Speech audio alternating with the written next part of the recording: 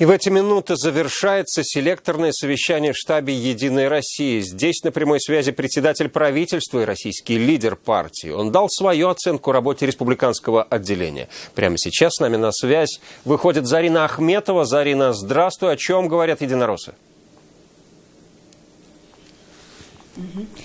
Да, Алексей, по традиции после региональных выборов представители отделений делятся результатами с председателем партии. Сегодня ровно в 21:00 Дмитрий Медведев вышел на видеосвязь с представителями регионов. Первым делом он, конечно же, поприветствовал всех участников сегодняшней встречи. Он отметил, что в этом году в процессе голосования приняли участие немало молодежи. Также он дал первую оценку сегодняшним выборам. Давайте его послушаем. Спасибо, Фарид Хайрулович. На самом деле вы все абсолютно точно характеризовали и состояние избирательной кампании, и конкуренцию, и то, что абсолютное большинство других политических сил, конечно, прежде всего соревнуются с «Единой Россией», что естественно, потому что мы правящая партия. Я поздравляю вас с итогами, в любом случае они есть. Какие итоги окончательно определит подсчет голосов, но, судя по всему, поводов для оптимизма у нас достаточно. Спасибо вам и до связи, до встречи.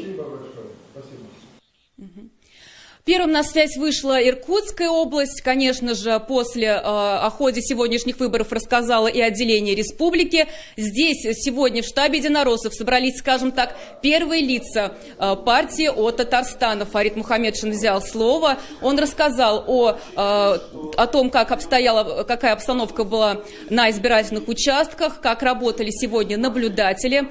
Сказал, что все прошло довольно хорошо.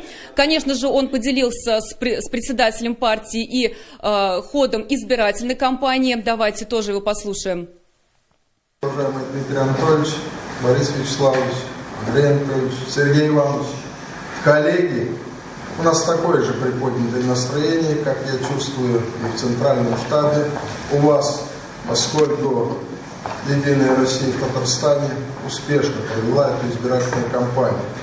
2 935 000 избирателей зарегистрированных на 2811 избирательных участках, ровно в 7 часов были открыты, и целый день шло активное голосование. Точные цифры здесь, конечно же, пока не говорят. Буквально пару часов назад завершилась работа на избирательных участках. Предстоит немалая работа по подсчету бюллетеней, поэтому все с нетерпением ждут окончательных данных.